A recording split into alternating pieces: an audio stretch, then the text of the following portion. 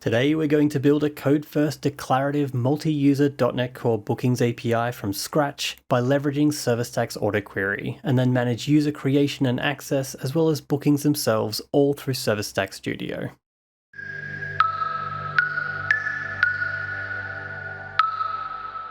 Being able to ship working prototypes early and often is an important part of building successful software products and services. Getting working, interactive versions of your ideas in front of stakeholders, be that customers, managers, colleagues, or investors, communicates those ideas better than any PowerPoint presentation. ServiceStack Auto Query, along with ServiceStack Studio, gives us the ability to build flexible APIs and then manage them within a capability-based dynamic user interface. To demonstrate how this can be done, we're going to start a new project from scratch and build a booking system using auto query that we can then manage from ServiceStack Studio. Before we get started, we want to make sure we have a few things installed.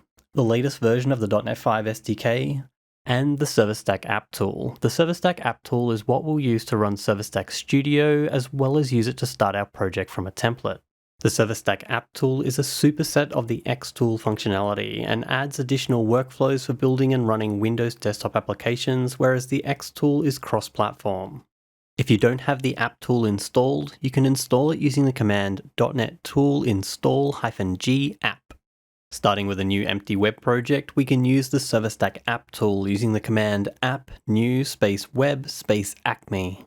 In this command, web is the name of the template we'll be using and acme is the name we've given our project. Today I'll be using JetBrains Rider, but you can use your favorite IDE for .NET and web development. Having a look at our project, we have the recommended 4 project setup that comes with most of the ServiceStack templates. These are our app hosts, where we register our hosts in version of control or IOC dependencies and other application configuration. The service interface project, where our service logic will live. The service model project, which has minimal dependencies and will host our data transfer objects or DTOs that help define our service contracts. And finally, our test project for all our backend tests. Before we get stuck into building our booking system, there are a few core requirements that we want to achieve. The API needs to store bookings, limit who can manage bookings, enforce custom validation, and audit changes to bookings. Given these requirements, the first thing we'll want to do is add database support for our project along with some authentication. For our database, we're going to use SQLite to keep things local and fast to get started. The fastest way to add SQLite support to your ServiceStack project is by using the mix commands in the ServiceStack app tool to mix in the code and dependencies required. Running the command app mix space SQLite will add the servicestack.ormlite.sqlite dependency to our host project as well as the configure.db.cs file. By default, ORMLite is configured with SQLite to use an in-memory database. We want to change this to a local SQLite file so that our data will persist between runs. This can be done by changing the connection string default of memory to a file name like bookings.sqlite. Next, we'll need to enable authentication, and we can do this by using another set of mix templates. Running the command app mix space auth-db will add the servicestack.server dependency to our app host project along with 2 configuration modules for authentication, configure.auth.cs and configure.authrepository.cs. Having a look first at configure.auth.cs, we have everything we need already configured for authentication. Registration with validation, as well as several auth providers pre-configured as examples. Today we'll just need credentials-based authentication, but it gives you an idea how to plug in additional authentication methods that are ready to use right out of the box. So far we have a database connection and authentication configured, but we still haven't specified how we're going to store our bookings data. Here we will use ORMLite's code-first approach to define the structure of our data that will flow down to our database. ORMLite uses clean, plain old CLR objects, or POCOs. These POCOs define the table schema and expose an intuitive, strongly typed expression API. This use of POCOs enables a clean, decoupled mapping between data from your database and other parts of your application, including your service contract DTOs. At the top of the configure.db.cs file, we have a commented out example of a database table POCO. Creating a booking model to meet our needs. In this case, we'll be storing information like room type, number, start and end dates, as this will represent room bookings. Having something fundamental like a class with only properties to represent our table means it will have simpler and greater reuse in our application as data moves around our system. Keeping behavior separate from our DTOs will simplify interaction and reasoning about these classes, as their only purpose is to move data, usually between application boundaries. For storing audit metadata alongside our booking, we can either inherit our model from the audit-based abstract class from the ServiceStack Interfaces project, or include the same named properties directly into our booking class. Since our booking model only depends on ServiceStack.interfaces, we'll want to separate it from our app host project and move it to our service model project for easy sharing if needed. We also want to make sure that our bookings table is initialized if it doesn't already exist, and in our configure.db module, we can resolve a DB connection and call create if not exists on startup. With our booking table set up, we can move on to enabling audit query, validation, and support for user management via the admin user feature plugin. These plugins can be added in the app host configure method by using plugins.add and instantiate the feature plugin with the related configuration. ServiceStack has many built-in plugins, and they can be a great way to isolate functionality and services of your own. You can read more about them at docs.servicestack.net/plugins. Next, we can use an optional feature of audit query services, that is audit query CRUD. Create, read, update, and delete, or CRUD services can be created similar to audit query endpoints for queries. Here we're adding the ORM Lite CRUD event singleton in our app host. This configuration enables additional audit tracking of the CRUD APIs used in our application. It requires a DB connection factory for database access, and its tables initialized using init schema to store the audit information. Next, we can create a query booking DTO that inherits from QueryDB. This is all that's needed to enable a code-first audit query API to query our bookings table. Enabling audit query services for create, update, and delete DTOs are a little bit different. Instead of inheriting of QueryDB and specifying a model POCO, the CRUD event interfaces can be used for each operation. For example, if we want to define a create audit query endpoint for our bookings, we create a new DTO class, call it create booking, and make it implement the iCreateDB interface, specifying the type of our model POCO booking. The create booking DTO will specify the fields available to the client to provide. These will match the booking model, but this separation of API-facing DTO and a database model gives us a clean decoupling with automated mapping. Since audit query services are ServiceStack services, the create booking DTO will need to specify the iReturn interface as well, which are a part of our service contract definitions. In this case, we can use the built-in type to return called ID response.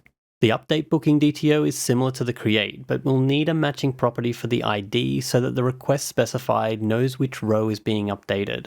Since we'll be using the iPatchDB interface, we'll also want to make the properties on the DTO nullable to allow for partial updates on a specific row. Delete is the same, but we only need the ID. Use the iDeleteDB interface with the booking type, as well as iReturnVoid, since the delete calls won't return anything in the response body. Running our application and navigating to the metadata page, we can see the new CRUD endpoints are now available. Though our application now has service endpoints to manage the data along with support to manage users, we don't have any custom validation or audit functionality yet. We can add validation and authentication rules along with specifying audit behavior in a consistent code-first approach using attributes. For validation, we'll want to limit room number and cost values to larger than 0 using the validate greater than property attribute for both create and update DTOs. We will also want to use the validate has role class attribute to limit who can create and update bookings to just those with the employee role. The delete booking will also want to be restricted, but this time to the manager role. Now that validation is set up, we also want to configure how the audit behavior will work between each service operation. Our booking model has the columns for audit data since it inherits from audit base, but currently nothing is populating those properties for us as audit base doesn't have any behavior. We can add this behavior using the auto-apply class attribute, specifying the behavior we want in the attribute constructor. On our auto query request DTOs, we will add the matching auto-apply behavior. Our query booking class will specify the behavior.auditQuery. The create booking will have the behavior.auditCreate. The update booking will have the behavior.audit modify, and finally, the delete booking will have the behavior.audit soft delete. On create and update, the associated created and modified columns will be populated so we know when a booking was created or modified, as well as who was the authenticated user that performed the API call. For the audit soft delete behavior, this means the rows won't actually be deleted, and instead they'll be flagged as deleted at a specified date, and the audit query behavior will filter out these rows when returning results from our query API. Lastly, we'll add the attribute API allowable values for room type to make our API more descriptive when using this enum type. Reflecting on what we've done so far, we've created a new project using the ServiceStack web template, used 3 mix templates to add support for SQLite and authentication, configured plugins and our database connection to use a local file, created a bookings class with audit metadata as a code-first way to define our table in SQLite, defined CRUD request DTOs that inherit from AutoQuery's iCRUD events and QueryDB, and finally applied attributes for validation and audit behavior. Demoing our system would usually require us to build a prototype user interface so that others can see how the system behaves to our new APIs, but here we're going to run our application and use ServiceStack Studio to try it out. But first, we're going to initialize an admin user in the app-host configure.authrepository.cs file. There is a commented out example of initializing an admin user, but be sure to change the password when uncommenting this line and manage your users per environment.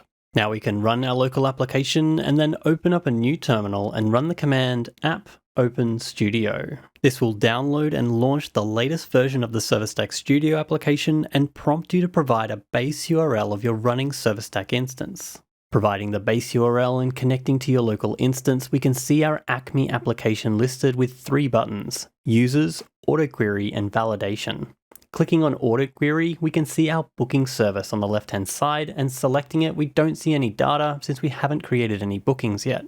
And since our create bookings request requires at least the employee role, we also aren't prompted to create a new one because we aren't yet authenticated. Logging in with our created admin user, we can create bookings because the admin role is a super user role, which is why we don't yet see our employee role required validation error display yet. Clicking the New Booking button, we are prompted with a dynamic form that represents all the properties we gave our Create Booking Request DTO. To test our validation, we're going to try and create a booking with a 0 room number. We can see the validation attributes we set up in the Create Booking DTO prevent us from creating this booking and give us a friendly error message that the room number must be greater than 0. The room type enum on our DTO even gives us a drop-down with all the valid enumerator values thanks to the use of the API allowable values attribute. AutoQuery's code-first approach lets you build feature-filled, expressive web APIs with minimal effort and all the advantages of ServiceStack services. Unlike other web service hosting patterns like OData or GraphQL, AutoQuery services don't require a complex client to fetch the data. This means the client can change the format, filter, and order of the data from this service right from a URL straight into a browser. This means your clients are not forced to use a specific library or smart client to access your data. They could use any of the provided ServiceStack client libraries or just access the data themselves controlling the URL. This flexibility makes more integrations much simpler. An example of this would be to say if I wanted to view the latest 5 bookings in Excel. With AutoQuery, I would construct the query in the URL, specify the format as CSV, and create a standard web data connection in Excel. That's it. I don't need a special Excel add-in and all the frustration of trying to get the add-in installed on all my clients' machines. The Excel user can just refresh their data source to see any new bookings that come in. We can also easily manage users. Navigating back to the Studio home and selecting users for our Acme application, we can create a new user to have the employee role and another to have the manager role. Logging in with the employee role, we can do what the admin can do when it comes to adding bookings, but deleting bookings isn't an option. Logging in with the manager, however, when we try to edit the booking, we can only delete it as the manager is not a super user or an employee, so we can only perform the delete operation. And lastly, since we are tracking audit data and having configured our app host with iCRUD events, Studio can display a friendly history view of the CRUD events used in our API. To see this, let's log in as the admin user again, make a change to a booking, and view the history of changes. Scrolling all the way to the right, each row has a history icon we can click on, displaying the history of CRUD events for that row. Deleted rows will need a different query to view, but this is easy to add in a consistent auto-query code-first approach by creating a new request DTO, opening our service model project and creating a deleted booking class inheriting from QueryDB booking, just like our original query booking class. However, now we're going to use the auto filter attribute to change the query, first by specifying the query term ensure, then passing the name of the deleted date property to specify the column to act on, and finally a SQL template of isNotNull. Reading left to right, the auto filter describes what the query is doing. Return bookings that ensure that the results for the bookings are where the deleted date is not null. Rerunning our application and re-adding Acme into Studio to force refresh the services available, we can now see two booking services listed on the left-hand side, query bookings and our new deleted bookings. Selecting deleted bookings, we can see that there are two deleted bookings, and if we scroll to the right and click the history for a deleted booking, we can see the patch event that performed the soft delete. AutoQuery is not only fast to iterate with like we've shown here, but it's also packed with features that we didn't demonstrate in this video. It's extremely flexible with customizing queries by property behavior, table joins, different data sources, nested related results, and even a no-code solution to generate a complete set of web APIs for existing databases. There'll be some links in the descriptions to find out more if you're interested, including links to GitHub repositories with working projects that use AutoQuery for you to explore. I hope you found something useful in this video, and thanks for watching.